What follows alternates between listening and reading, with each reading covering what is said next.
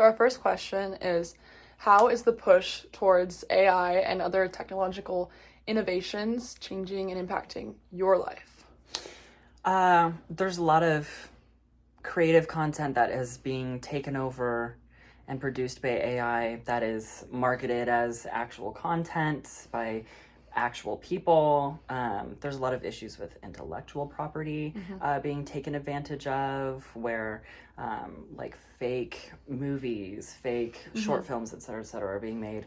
And then in like my life and my career, like I am a musician, and the use of AI to make music is becoming really good, which is really scary because it does sound human even if it's not. I think it's funny to just go on these sites and be like, write a song about this, and it produces like a full song that you would like fully believe you hear on the radio. And I mean, if you think about that song, it also has like, it has the production done, the singer, the songwriter. It's taking away, that's probably like 20 people just to make one song, and that's 20 people's jobs gone, yours included, and it in the future. It requires, I guess, creativity to give the prompt, but at that point it's not even creative anymore. I mean, it is just made, and that's detrimental to so many careers, because at what point does AI become so efficient that it can make full movies that are fully believable as having been produced over 3 months versus it literally being done in the span of an hour? So my next question is, what are the privacy concerns that you have about geolocation and tagging through social media posts? I feel that it has a lot of positive sides, especially for businesses. Patrons visit, they enjoy the experience, they post about it, they add the geotag, they're like, I'm at this restaurant or I'm at this park. So from that aspect, it can produce a lot of good things. However, I think the issue with privacy comes for third parties, because if, like, for example, you're in a restaurant, there's people behind you, it's not likely, but there's always the small chance that that person could be found or something. I mean, that's an extraneous situation, but I don't feel like it has an inherent badness about it. I feel like a lot of the good and positive stuff outweighs what can possibly be done, because like I said, I just feel like these situations are so few and small.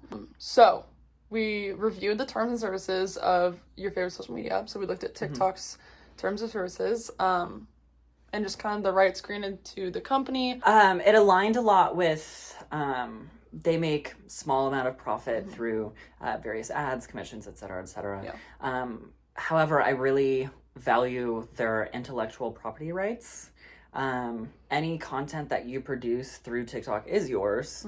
You have the right to make money off of it, and you have the right to take legal action, et cetera. Yeah, and you see a lot of people reselling that to news stations.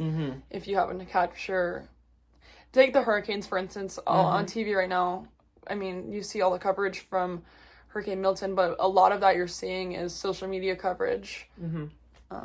Or like those brain rot channels that just like Subway Surfers on the right and like some random story time on the left. I mean, that can be valued at the same time as also hurting the creators. Exactly, because the creator often isn't tagged and they're not making money off of what is essentially their own intellectual property that they could be profiting off of. If you could change something about that policy, where would you make a change? I feel like they do their best to protect the creators of the content, because it's often you can report these videos and have them taken down, et cetera. But then you also get the occasion where it has 100,000 likes, or it has a like ratio that's higher than the actual original content.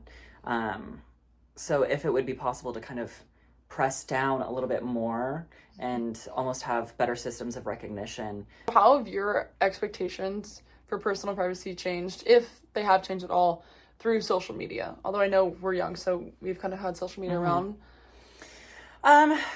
I think you're totally right. I think it's been something that we've been around since, for most of us, like 10, you know, like we've had YouTube since we were like 11. And so it's a lot of stuff like that. Like you had Instagram in middle school and you could easily be like, oh, I'm at this place. I feel like the expectation of privacy has diminished a lot because if we were to speak to, I don't know, like our parents, like a generation above us, that sort of information is very like private to them. It's like where I am right now is like my business versus like we're constantly posting, oh, I went to this place, oh, I went to this place.